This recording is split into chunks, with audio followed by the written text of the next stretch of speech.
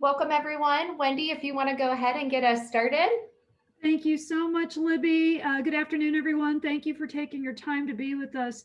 And actually, I inserted myself in this conversation because I want to thank Lucas, especially for pulling this together and to create this discussion. He has spent months now researching, getting in touch with legislators, and really trying to make an impact. And I have been completely astounded by his compassion and love for community and the way that he's really trying to help families survive such a difficult time. And as a man with no children, I think it's especially wonderful that he is carrying the banner for this cause and supporting folks. And we kid him. We're like, Lucas, did you ever think you would know this much about daycare in your whole life? And he said, no. And I know that he would never kind of emphasize himself in this, but I can't begin to tell you how committed he is. He thinks about it constantly and has really worked hard on this. So thank you for the panelists. Thank you for everybody participating today.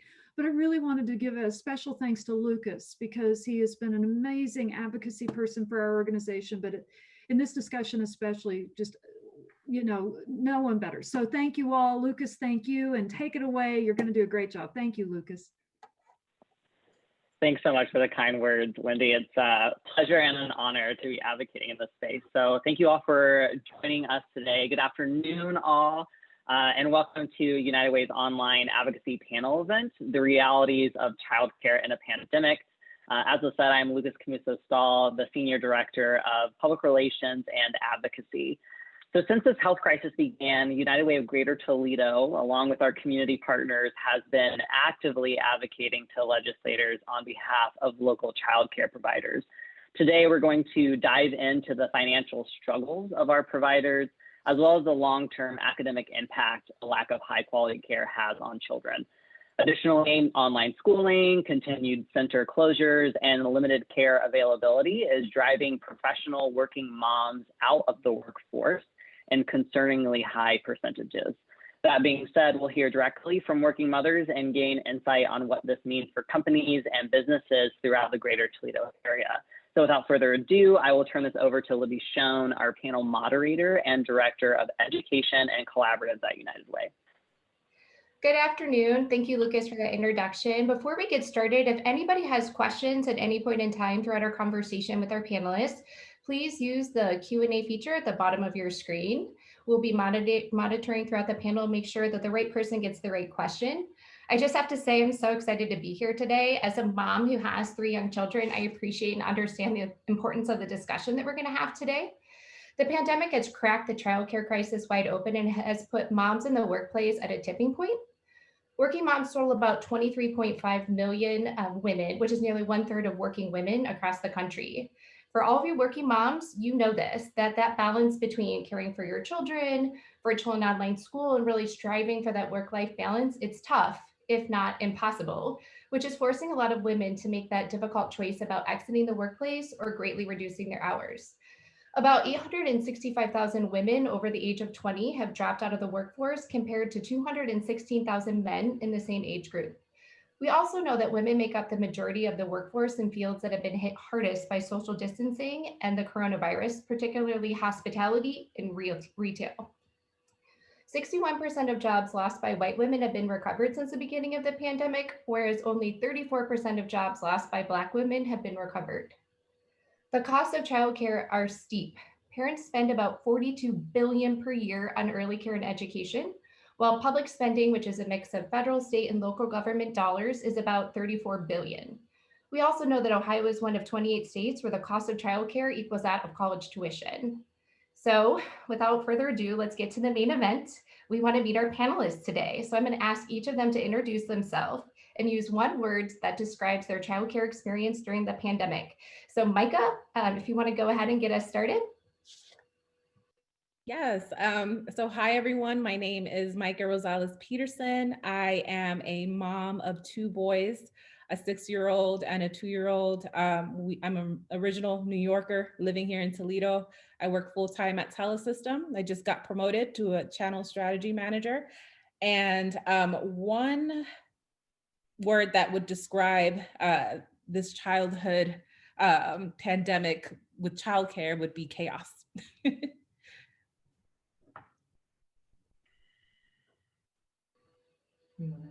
Leslie? Hi, everyone. I'm Leslie Doria. I'm the Vice President of Childcare for the YMCA of Greater Toledo.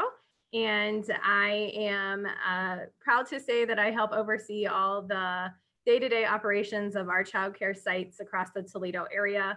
Myself am a mom as well, so I can see kind of both sides of it from the childcare perspective and being a mom during this pandemic. And for me, I would say the one word that describes kind of what we experienced during this past, 6 months of the pandemic would be rewarding. It's been very rewarding providing care for families. Christy? And I'll Hudson? go ahead and go next. Yes. Sorry, my husband had to go pick up our other little, so this guy wanted picked up. So, but hi, my name is Christy Fair. I'm a business development specialist at Rudolph Libby, responsible for helping to manage the front end of sales and positioning our company for new work. Been working there for about 7 years now, and I did become a mother while I've been with the company.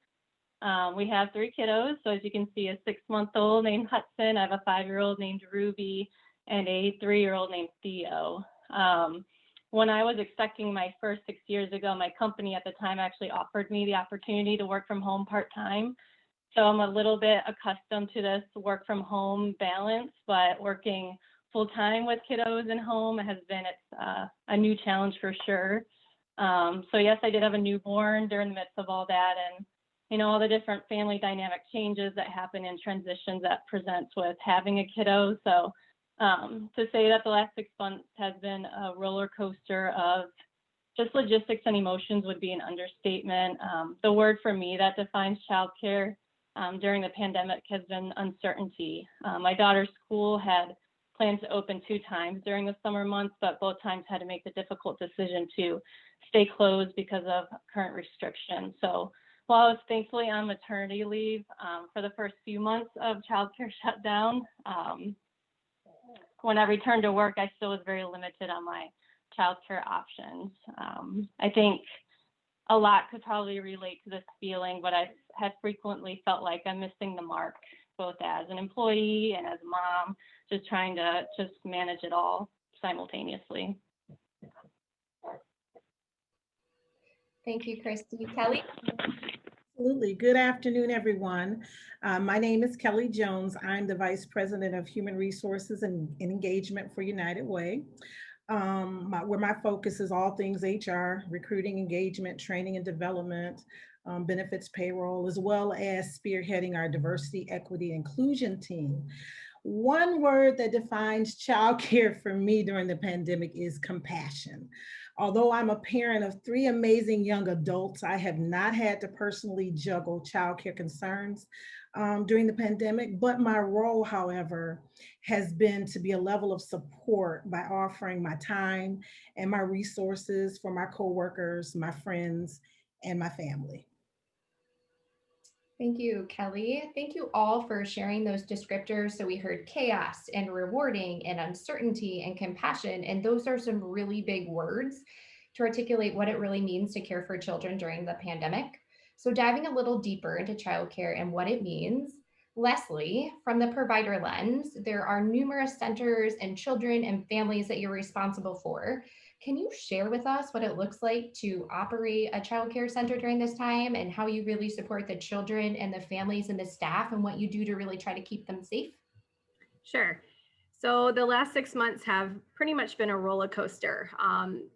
Through my whole career, I've never been in this spot where it seems like every week we were having to change our operations to meet the needs of either what was going to be required of us, a shutdown, becoming a pandemic center, to hybrid school schedules.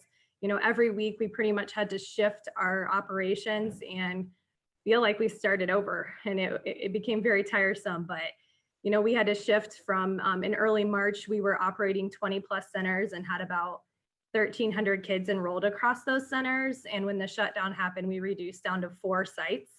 So obviously with that, we had to make some tough choices and move staff around. And even at times I had to ask some of my center directors to step back into a classroom role, which was a change for a lot of them. And then along with the new licensing procedures, we had to basically create new policies and procedures and how we were going to operate and stay safe during this overnight. We had to kind of adjust to how we were from even accepting kids into our program. We had to unfortunately tell a lot of families that were in our programs that we could no longer serve them. We had to shift and provide care to essential workers. And that was kind of one of the new requirements, which was a hard thing to do, and to work with a lot of new families and new children that were coming into our program. We had to change a lot. Childcare licensing is a pretty stringent licensing. We're pretty used to following a lot of different rules.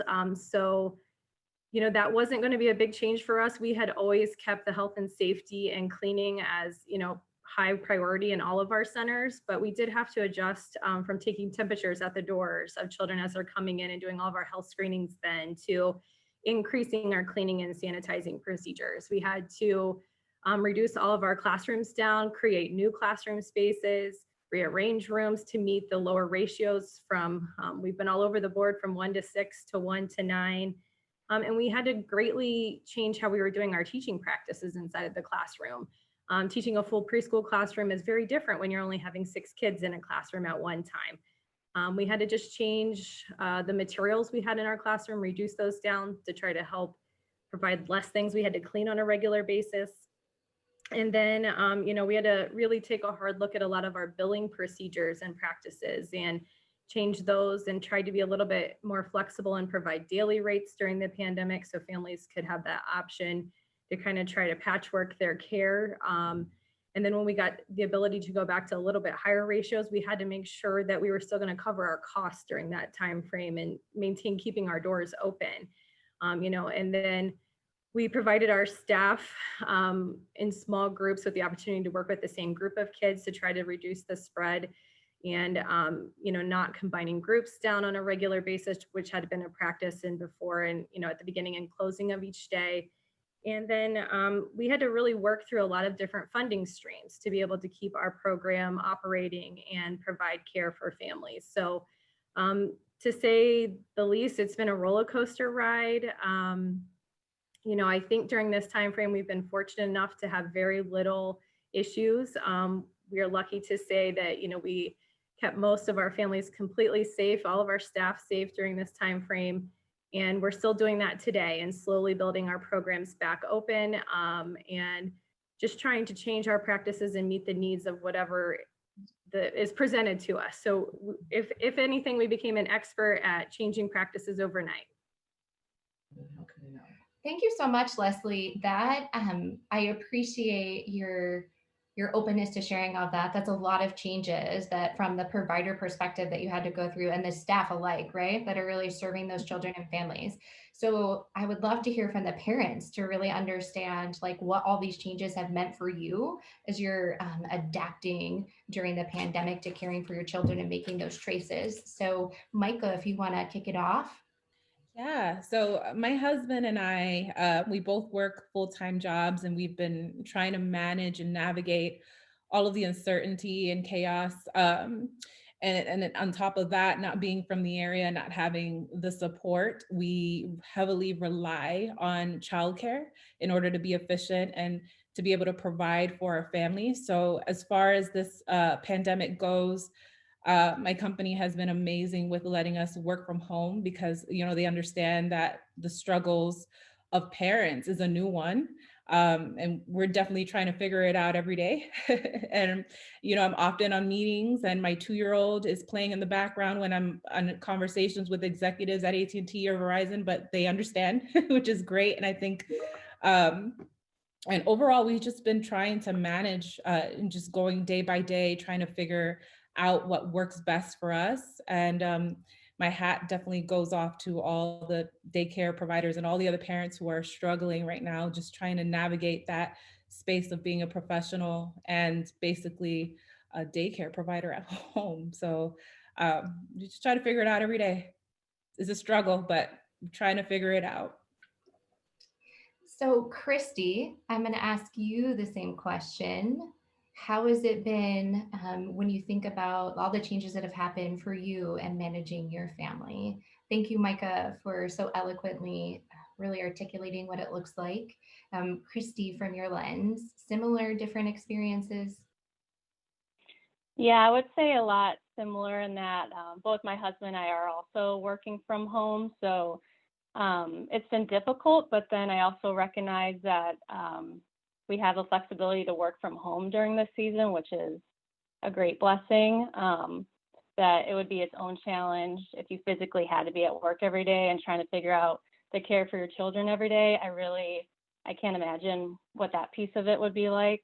So my husband and I are both able to tag team the home and children throughout the day as we both try to work our jobs. I mean, being honest, a lot of times it feels like crazy town around here. There's been more than one occurrence where I've instant messaged a coworker and just confessed after a meeting that, I felt like I was a train wreck during that meeting. There was kids running around in the background, someone's yelling for crackers or, you name it, while still trying to stay focused and do a good job. We still don't have the same childcare options we had prior to COVID. So my 3-year-old is home for half the day and our baby is home all day. So my daughter's school thankfully reopened at the end of August, but they weren't able to offer before and after care. So, we're dropping her off after the workday has started and picking her up before the workday is over, which is completely understandable from their end. It's just not a service that they could offer at this time. But, those 3:30 to 5 o'clock meetings can get dicey sometimes because the whole family's here. So you get really good at muting and unmuting yourself at appropriate times. And there's definitely a lot more anxiety associated with what used to just be normal routine. We worry about things we didn't worry about before, and it definitely takes a toll on you. But like Micah said, I'm very thankful for these childcare providers because the things that you are having to do to remain open and take care of families. We appreciate it. We appreciate everything that you do. Thank you so much for you sharing and being so honest. We had a question come in, and the question is, what do working moms need, and how can they not let the pandemic affect their jobs? So I think from the parent perspective, if you two want to maybe share your thoughts, and then we'll let Kelly kind of chime in as well. I can answer first, and Micah kind of alluded to it, but I think a big component of it is our companies just allowing us to kind of be in the craziness of it and verbally affirming that they see us and that they appreciate what we're doing, even though it's hard. There's been more than one instance where I'm struggling because it's hard. It's a lot to manage, and my boss will affirm, I see that it's hard. Let us know. Is there anything we can do to help support you? Do you need this? Is it, it's okay. I understand. It's one thing to know that I work for a great company, but it's another thing for them to verbally let me know. It just helps. Yeah, and I think I'll echo what Christy said. Having the support of your company is really important because if I did not have the support of my company, I don't know if I would be working right now. I wouldn't be able to juggle everything. So I think that is the number one thing that we need is just support from organizations to know that, this is an uncertain time for everyone and that we should all be rallying together to try to, get through this in one piece together. So you hit the nail right on the head, Christy. Kelly? Yeah, absolutely. From an employer perspective, Mike and Christy, that's exactly what we see is that employees now more than ever need the motivation, the support, the encouragement, the check-ins, right? The listening ears of their employers, now more than ever. Because what we realize is that businesses rely on employees, and most employees have to rely on childcare. And what we see from an employer perspective is that this amazing strength that our employees are exuding in the midst of this major stretch that they're feeling, right? The reality is that it's been difficult. It's been very difficult for staff to juggle the priorities of family and work.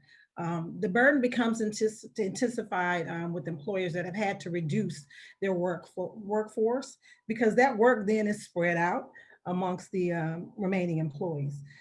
We often hear this catchphrase of work-life balance, but during this time, how can there ever truly be work-life balance when work and home for most of us is under the same roof. From an employer perspective, our employees, their safety and well-being should be the absolute priority, and that has to extend to their family and loved ones. But the reality is we're witnessing with what these amazing moms are sharing is that when childcare is difficult to access, there are serious consequences, right? As Libby pointed out in the opening comments that, many mothers are being faced with having to walk away from their professions, right? And this in turn causes a direct impact on the financial stability of households. And so we see the struggle, I think, as Christy mentioned, of employees not feeling like they're working up to their best potential or their capability, right? And we are starting to see in the workforce that be ever more apparent. We see employees suffering from burnout, struggling to have to choose between caring for their children and meeting the demands of their job.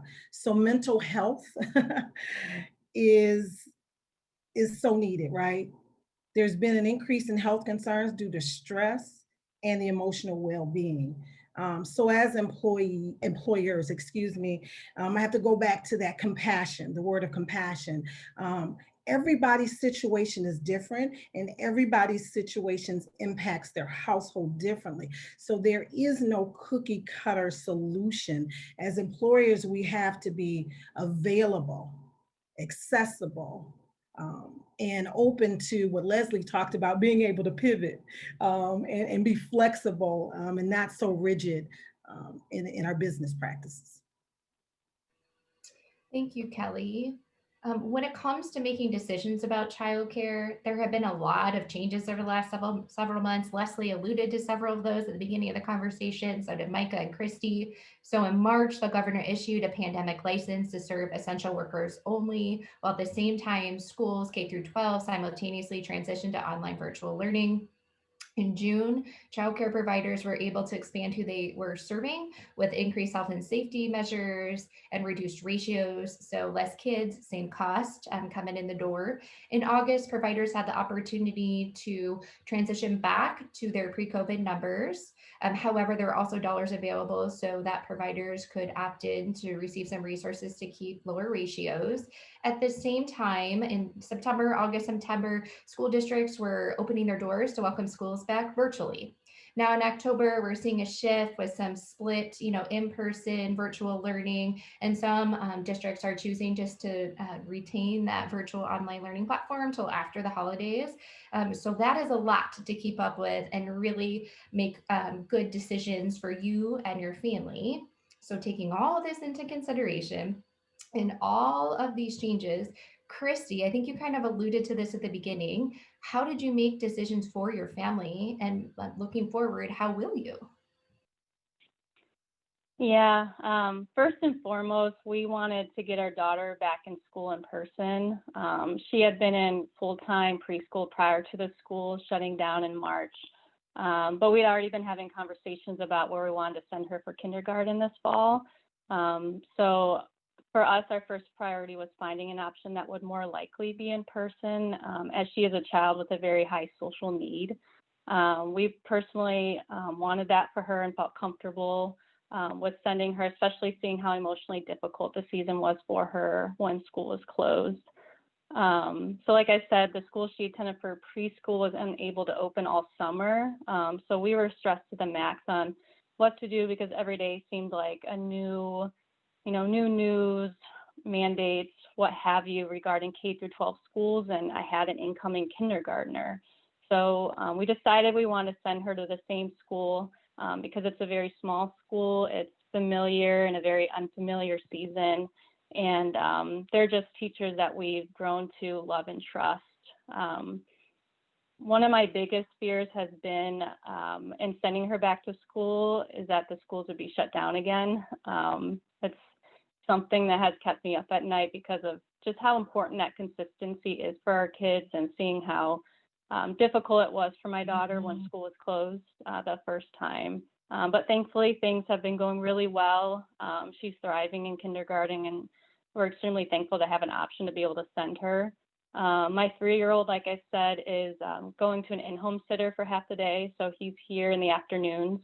And then we've decided to keep our baby home all day in this season. And honestly, that's been one of the sweetest gifts of this season. While at the time it seemed like a very scary, uneasy time to bring a newborn into the world and all the transition that has while this isn't going on in the world, it's ended up being a perfect time. So while the balancing act is difficult, I'm thankful. I'm thankful for the extra time with my youngest that I didn't have with my other 2 kiddos, and I'll take the challenge of it to have that time. Thank you, Christy. And Hudson is adorable. Micah, posing the same question to you, how did you make decisions for you and your family? And thinking forward, how is that impacting some choices that you might make? Yeah, similar to what Christy said, our oldest, our 6-year-old, is very social. So we were very adamant in trying to send him back to school. Luckily, we have him at Toledo Christian schools. And he loves it there. They try to keep it as safe as possible, which gave me a little ease. Our 2-year-old stays with me while I work. So I do, I'm going to admit, I do have fear and a lot of anxiety when it comes to sending my son back to school because of the pandemic. I know that a lot of the times kids go out and then they'll bring it, the virus home, and I have asthma and my husband has pre-existing conditions as well. So that's something that we think about all of the time. But so far it's been so good. So knock on wood, but it's definitely a struggle in my mind. We decided to keep our 2-year-old home for that reason. Our 6-year-old is really good at knowing what coronavirus is, to social distance, to wash his hands, to make sure he puts his mask on.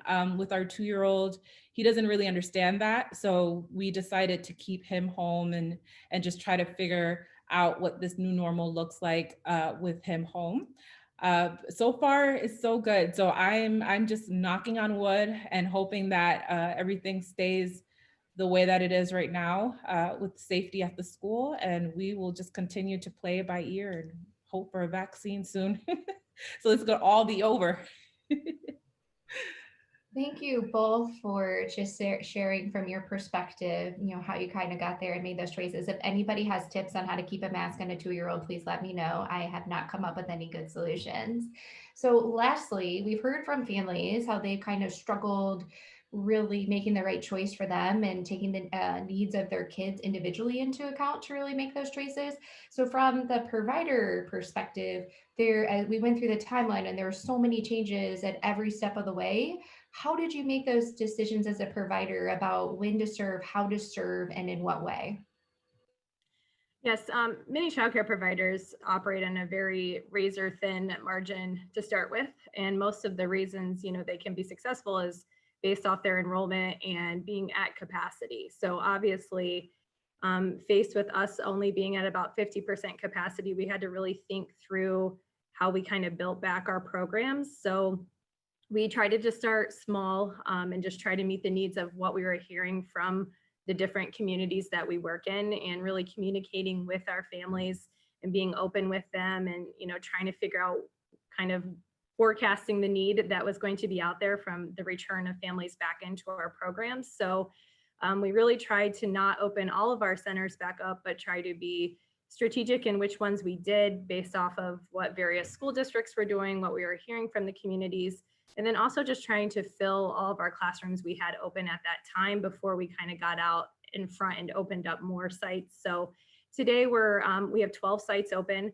Some of the programs that we do not have open back up are inside of area school districts. And some of the main reasons are a lot of those districts are still in a hybrid, and it just financially, it doesn't make sense for us to be back in there. And then also many of those kids would need care on their virtual days of school. So kids would have to go to 2 different providers or 2 different locations inside our organization. So, we do have the ability to increase our enrollment and add capacity. Staffing plays a large portion of that.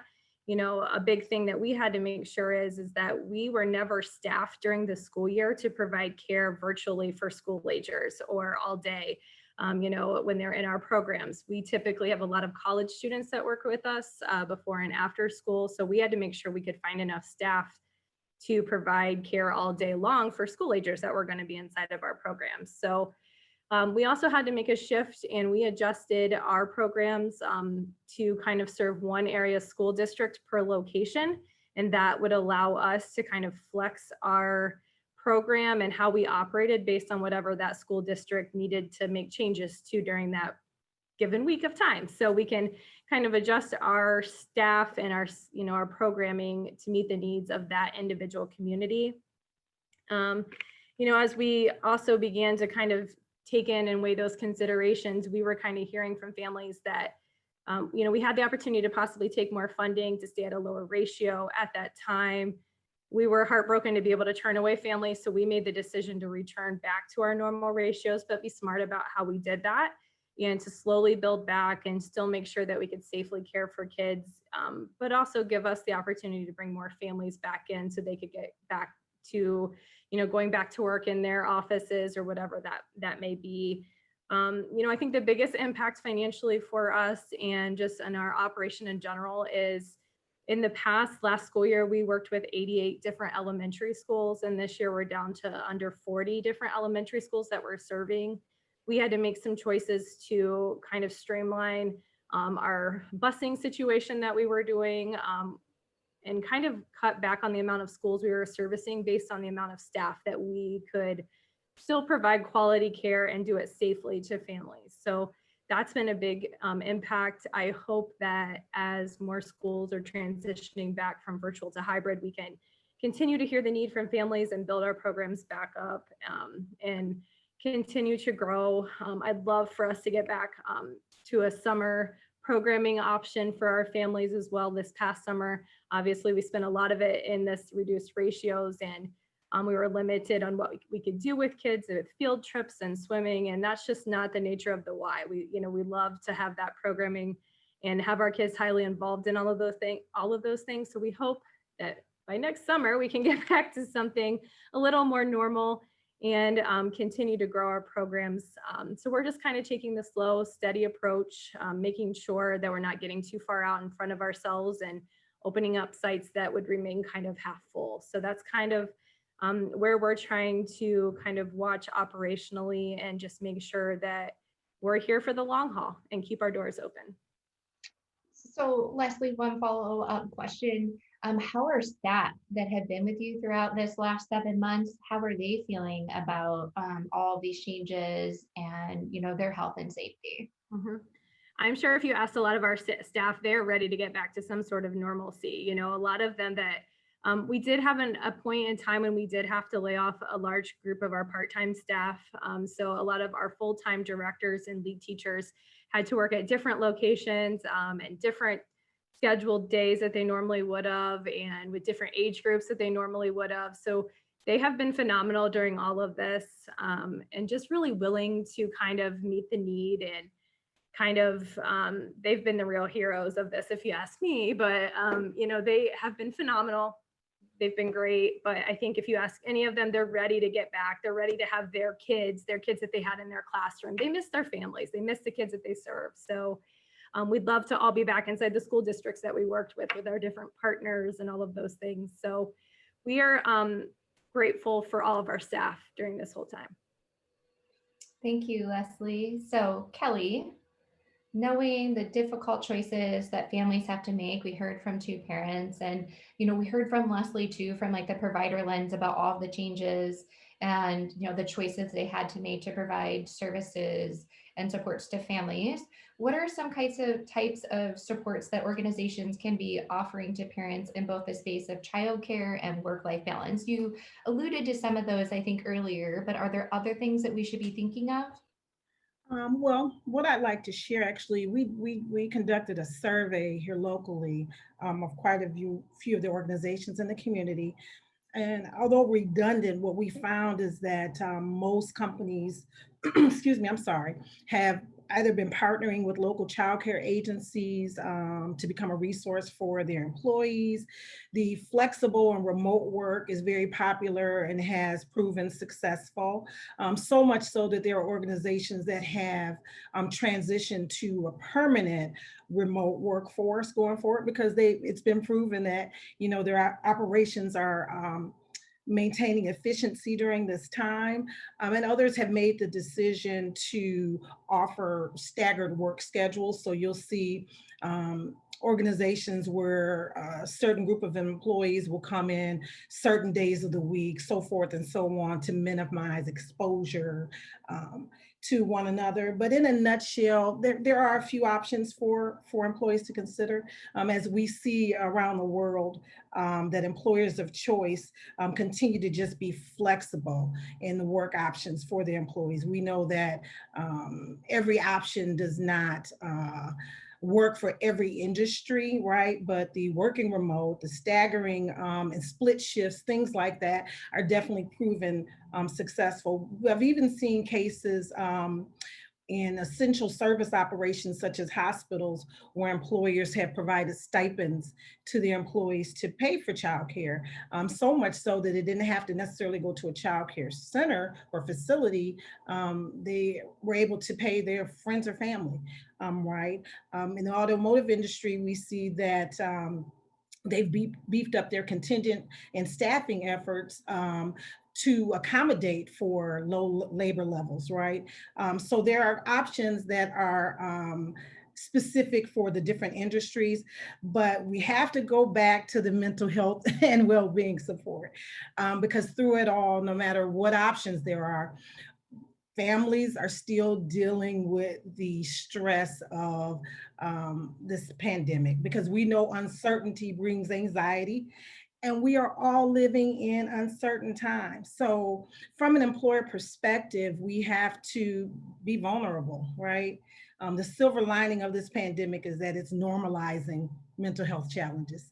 You know, it's no longer taboo to talk about the struggles and the challenges that we face because almost everyone has experienced some level of discomfort. So, authentic leadership can cultivate trust and improve employee engagement and performance because we have to create a safe space so that the employees can raise their hands and ask for help. As employers, we have to model healthy behaviors, not just say that we support mental health, but model it so that team members feel they can prioritize self care. It's okay to take a lunch break. It's okay to take a day off. It's okay to step away and rejuvenate and re-energize. Prior to the pandemic, the most valuable employee was the employee that worked nonstop. Well, that's not where we are today, right? We don't encourage that today. So for many of us, we have to learn to retrain ourselves, especially those of us that have children at home that we have to care for. And we have to build a culture of connection through check-ins. Intentionally checking in with employees on a regular basis is more critical than ever. Just how you doing? What's going on? How's the family? Allowing them to just talk and vent because again, there's a very fine line nowadays. We can't necessarily turn that work and mom hat on and off like we used to in the past. I can't speak to flexibility enough. We have to offer flexibility and be inclusive because, as I mentioned before, everybody's needs are constantly changing. And the only way the challenges can be addressed is if we know about them. So we have to have an environment where our employees can talk to us and share what is going on without fear of repercussions. It's about proactive communication and norm setting that helps people design and preserve the boundaries that they need. So daily communication with our employees, as well as kindness, understanding, and my favorite word, compassion, as they juggle childcare and work obligations is very essential. We have to be very flexible in setting realistic goals and expectations in terms of deliverables. Really taking a look at performance management in a different way, because especially, I mean, I think can speak to, our world at United Way. it's ever changing. Our projects and priorities are ever changing. So we have to, have that open line of communication to set realistic expectations. Um, and in cases where employees are unable to work, employers have to be able to provide guidance on what they can do, whether it's paid time off, emergency leave. So there's this education piece. We have to stay on top of the compliance initiatives so that the employees know what tools and resources are available for them. So in any case, cultivating a sense of security. A sense of security is important, and sharing empathy and understanding will help employers as well as the employees. Thank you, Kelly, for those suggestions. They're so thoughtful and meaningful, and I think those align to what we heard from Micah and Christy today to really support moms in their efforts to try to juggle and manage it all. So we had a couple questions come in. So one, I think, would be for Leslie and Christy and Micah. So do you think not being able to provide childcare, so if kids are home or they don't have access to childcare, do you think that's going to impact their development? I know several of you have mentioned your child's very social, and so not having that ability to be able to socialize and interact. Leslie, what are your kind of thoughts on that, since you guys are providing those kind of services and supports every day? Definitely in the early childhood world, one of the biggest things we focus on is social emotional development inside of our classrooms. And during this whole pandemic, it was tough on some of the younger kids. They didn't fully understand what was happening. Sometimes they were switching centers because their other center was closed, or they were with a different teacher that wasn't normally at their site. So they didn't quite understand it from their side of things. But we are seeing kids flourish as we're starting to go back into some of those larger classrooms, back with some of their friends that they were with, their teachers that they were with. They're really starting to get back into that normalcy and routine that they really thrive off of. So I think it's super important that, kids have that ability to, for those that really need it, to get back to that. And you do wonder as we move forward, what the effects of this will be on kids. So I just think it's something that we really need to pay attention to as we move forward. Christy, Micah, any other thoughts that you want to add? Yeah, I mean, that's probably been one of my greatest concerns through all of this, is that piece of it. Like I said, I do have a daughter who is, she loves being around kids. She makes friends with everybody. And it was hard. She's a different kid when she's allowed to be in that environment, go to school, kind of go do her own thing. She's always been naturally very independent. So she quickly gets tired of us and wants to be able to go do her own thing and come home and tell us what she learned that day. So I think I'm excited to see that component's being talked about more and more, because in the beginning there were so many questions, like we didn't know what we were dealing with. But now that we've been in it for a little while, I'm excited to see more conversation about the emotional needs of our kids, because that's important. Like, safety is important, yes, but their emotional needs are too. Yeah, I echo that as well. We always forget about that when we talk about the conversation of childcare, is the emotional need of the kids. I think about that all the time for my 2-year-old. Is he getting the same type of mental just stimulation like my kid did, my 6-year-old at 2? I see him more reserved, and I wonder if that is something that other parents are noticing as well with their kids that are at home, if they're more, secluded and quiet. So I do think about that all of the time. So it's a tough situation to be in. And I think both of you kind of articulated a perspective that I think, even when you think about virtual school for K through 12, that socialization and being able to interact with your peers and your teachers and get that extra support in terms of instruction, I think that translates even upward to some of those kids that would be in the K through 12 system too. Another question has come in. So I think, Leslie, as a parent too, would love to hear your perspective. Do you feel this has made you stronger or still struggle? So trying to, since it started with trying to achieve that balance, like, how do you feel like when you check in, how are you feeling? I think as a whole and as a Y team, I think this has made us even stronger. It's kind of like, oh, what's the new thing today? Okay, we'll figure it out. We'll meet the need. We'll change our program. It's fine. We'll move forward. So I think it's made us stronger to kind of, we've always kind of been in that real flexible, take it as the day goes. In education, your day never goes how you plan it anyway. So I think it's made us stronger as a team. Everyone's kind of just seen the importance of kind of rolling with the punches. And, I have a kid at home who's working through, one that's in school 4 days a week and one that's also in a hybrid plan herself, and goes to school 2 days a week. So they've really juggled through all of that, us juggling our schedules. And I think, while we're ready for some sort of normalcy, I think it's also made them just kind of better students too, and just really, it's fostered, their independence and kind of responsibility. And it's just maybe had them grow up a little faster than I had planned. But, it's been, I think overall, it's made us all stronger. Thank you, Leslie. Christy, Micah, thoughts? So you have a newborn that you're bringing home. So when you think about where you started, 6 or 7 months ago down this path, welcoming a baby, struggle? Do you feel stronger? Where are you? It definitely depends on the day, if I'm being real honest. Some days I feel like I'm killing it, and other days I feel like I'm not.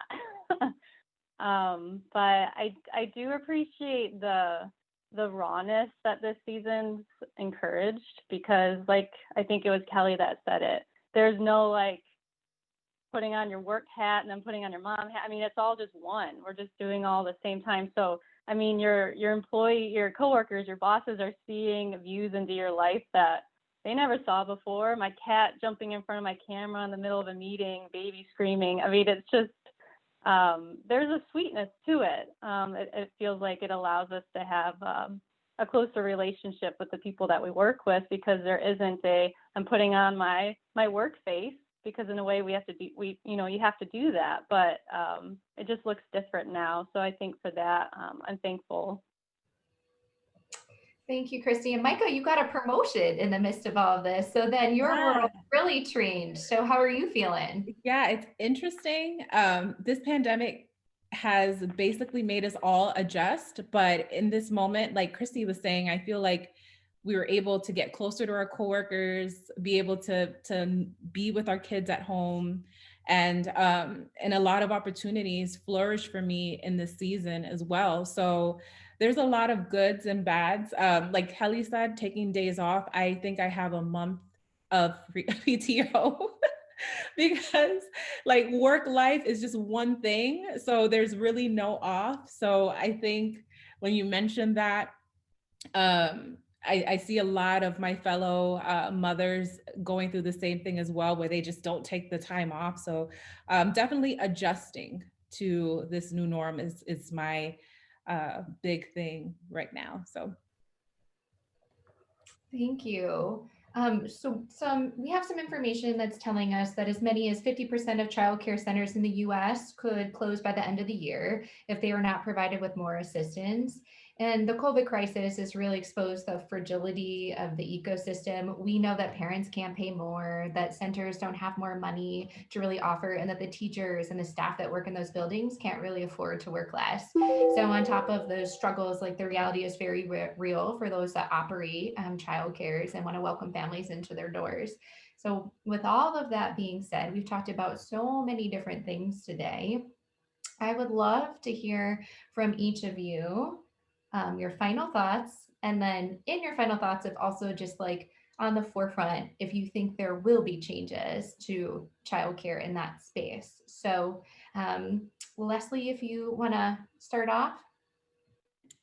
I guess my final thoughts through all of this is that I hope that the community can see how resilient childcare providers are, that they are kind of in it for the reason to serve, and that they're willing to kind of change their practices to meet the needs of, what the families are in the community is telling them. I hope that we don't see fewer childcare providers in the community, but that is kind of my fear as we move forward. And that many of them will have to alter the types of programming or services that they provide families. Maybe they won't be as flexible Maybe they won't have part-time rates. Maybe they won't serve the schools that they used to serve or provide transportation or certain meals. So I really hope that as we work through this and, providers can kind of weather the storm and make it through. And, the early childhood community and childcare providers are a pretty big community. So I hope that we can all lean on each other and kind of provide each other that support to make it through this. Thank you, Leslie. Micah, your thoughts? Yeah, I would just say for organizations to continue to support their employees during this crazy time. I do feel like this is not, working from home is not going to stop. It's going to be something that stays for at least another year. And with that, I think it will impact the way childcare looks like. So I'm definitely want to see what happens in the future, but I do think that the working from home situation, it's going to be something that we're going to be seeing for a while. So we just have to learn how to adapt. Thank you, Micah. Kelly, your thoughts? Sorry about that. Absolutely. As already mentioned, during the pandemic, employers are seeing that workers cannot function well without accommodations for their family responsibility. And during this time, companies have had to truly step back and re-examine traditional ways of working. I believe that as employers, we are forced to create systems that will fit real workers, not idealized workers. And post-pandemic, we actually have the opportunity to emerge from this crisis with both healthier employees and better performing organizations, with the foundational tools and resources to support the needs of employees and their families. Because what we're witnessing is a society being forced to address underlying systemic issues that are now plaguing the masses. Working together for the greater common good of children and families is at the heart of it all.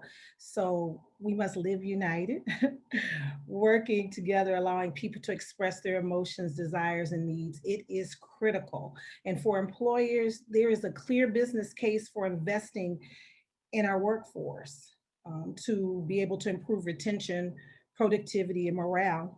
And because workers, customers, and communities are going to remember the companies that met the challenge of this moment. Thank you, Kelly.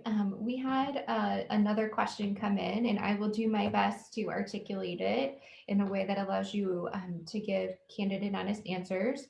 So what criticisms do you have for kind of how the pandemic has been handled from either personally or professionally, or, thinking about, your lens, Leslie, from the provider, and some of that is like outside of your sphere of influence and control. Would anybody like to go ahead and let us know your thoughts on that? Leslie, I will go ahead and I know just from the childcare perspective, you guys had so much from the governor's office that was outside of your sphere of influence. For sure. And I think the hardest thing we're facing right now that I still think could be changed is that many providers across the state, including a lot of Ys across the state, are providing care for school agers in a hybrid fashion. And we do serve a large group of publicly funded children, and many parents depend on those services to be able to afford childcare. And currently providers are being reimbursed at a lower rate than we should be for providing that care, and almost providing care for those families. You're almost operating at a loss by even doing it. And so we would love to advocate for a higher reimbursement rate, or to at least pay us at the same rate we were getting in the summer months, especially for the programs that are providing care all day long for fully virtual schools. The provider, a lot of it's falling back on them, and we're kind of stuck in between here and really trying to make sure that kids are logging into school and getting into all their Zoom calls and being accountable for some of that, but we're being paid at a really kind of low rate that is just not cutting it for us. So I think that's one of my biggest criticisms right now is that we need to put the funding behind us. Anyone else have anything that they'd like to add or share? Yeah, I would just say that I think it has been confusing as to what environments it's been deemed safe for kiddos to be in and what's not. So, I mean, Leslie, like you were saying, you have all these school-age children right now that you've never had to handle that before, and I'm sure you didn't get very much notice that that was something that you were going to be handling. So, like I have friends whose kids are going to childcare full time right now because they're not allowed to go to school. Why is it okay for them to be in the child care center but not at school? So I know that's been very confusing for parents to navigate. I think that is very well said, Christy. And it's kind of this space where the decision, there is no right or wrong one. It's what feels right and good for you and your family, taking into account your support system, your working, the way that your work is moving forward. Are you at home? Are you having to go to an office? So there are so many options and so much information. Really combing through all that to figure out what the best path forward is can be very overwhelming. I just have to say, I'm so thankful for each of you for taking the time to talk with us today, to really share your experience personally and professionally, and being very honest with us. I think we all learned something, so I'm forever grateful to you for that. We've had, I know, some advocacy questions come in, and so I'm going to go ahead and kick it back over to Lucas. But again, just thank you so much for your time today. I appreciate all of you. Leslie, from the provider perspective, for all that you do. Kelly, for the great tips on how to really support families as they're dealing with this, and parents, Micah and Christy. I mean, you're amazing. So thank you so much. Yeah, I want to echo Wendy and, sincerely thank our panelists for joining us today and sharing their personal stories and professional expertise. I think there are, three really clear takeaways. Is that one, if we care about the academic and emotional success of our children, we must push policymakers to prioritize childcare and Congress's next economic stimulus package. Two, action from our policymakers obviously cannot wait, not just for the sake of our children, but for the careers and representation of working moms, the lived experiences of working moms, the expertise of working moms, the intrinsic value that working moms bring to the corporate table or factory floor is not expendable and is a necessary part in the process of us moving forward as a country. And then lastly, three, there is a very easy way to send pre-written letters to your federally elected officials, which is actually going to be shared with you right now in the chat box. Please take a moment to fill this out. We need you to join us in standing up for working moms and for childcare. Also, we are going to share another link in the chat box to sign up for our United Way Advocacy newsletter, sharing with you future advocacy actions and different ways that you can help get involved. So with that, I thank you all again for joining us today. Please take care, and of course, please stay in touch. Bye, everybody. Thank you.